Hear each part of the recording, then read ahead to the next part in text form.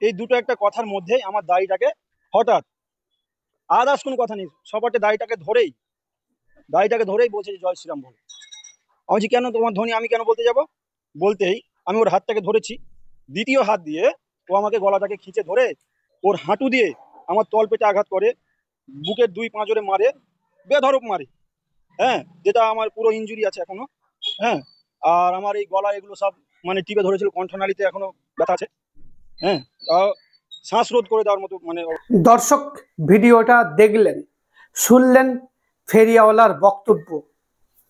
গত দুদিন আগে হুগলি জেলার হরিপাল থানার অন্তর্গত একটা জায়গায় এই ফেরিয়াওয়ালা, যিনাকে স্ক্রিনে বলতে শুনলেন, তিনি মাল নিয়ে বাড়ি ফিরছিলেন।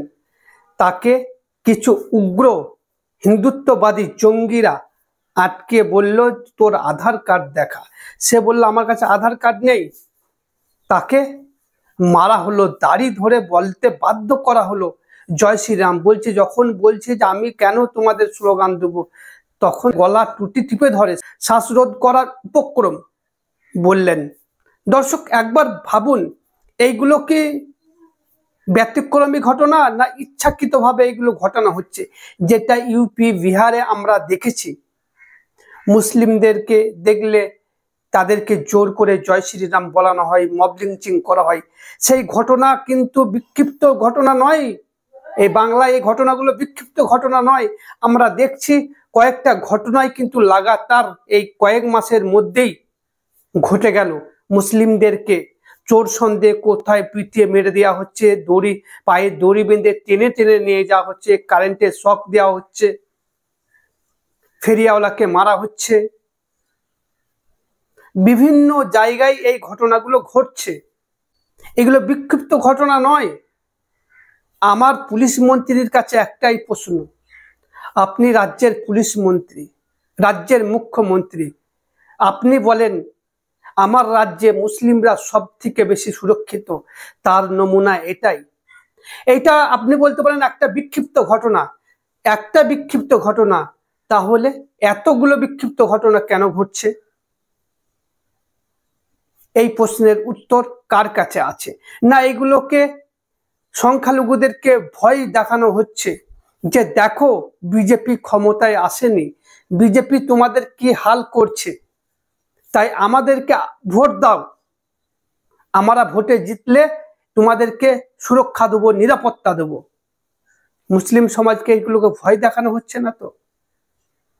আর মুসলিম সমাজ আপনাকে ভোট দিয়েছে, এটা আপনাকে মানতে হবে। তারপরও কেন মুসলিম সমাজের কমিউনিটির লোক তারা রাস্তায় কেন চলতে পারবে না? কেন তাদেরকে মব লিঞ্চিং করা হবে? কেন তাদের ধর্মীয় পরিচয় জানতে চাওয়া হবে? কেন আধার কার্ড তাদের কাছ থেকে চাওয়া হবে? আপনার মেদিনীপুরে ফেরিয়াওয়ালাদের কাছ থেকে জোর করে আধার কার্ড দেখতে চাওয়া হচ্ছে, না দেখানোর জন্য তাদেরকে হচ্ছে ঘুরে যা। যেগুলো আমরা ইউপি, বিহার, উড়িষ্যায় দেখতে পাচ্ছি, বিজেপি শাসিত রাজ্যে, সেটা পশ্চিমবাংলাতে হচ্ছে।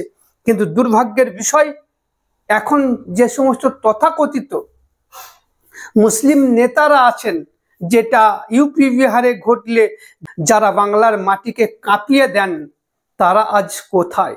তারা কেন আজ চুপ? আর যে সমস্ত তৃণমূলের মুসলিম এমএলএ এমপিরা আছেন, তাদেরকে বলছি, আপনারা চুপ কেন? আপনারা আওয়াজ তুলুন। যদি ইউপি বিহারের মতনই বাংলায় হাল হয় আপনাকে ভোট দিয়ে, তাহলে মানুষ কেন আর আপনাকে ভোট দিবে?